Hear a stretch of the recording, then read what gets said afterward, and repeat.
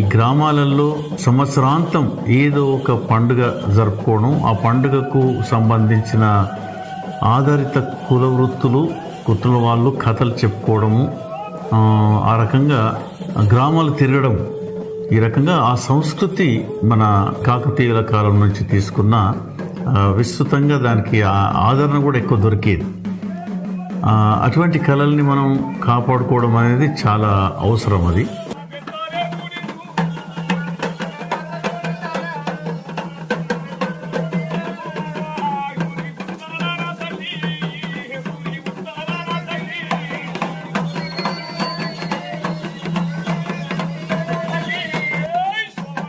పురాణాలు, కులపురాణాలను గానం చేసుకుంటా, ఆ కళారూపాన్ని ప్రదర్శించుకుంటా, దాన్నే జీవనాధారంగా చేసుకున్న ఎన్నో వృత్తి కళారూపాలు ఇక్కడ ఉన్నాయి.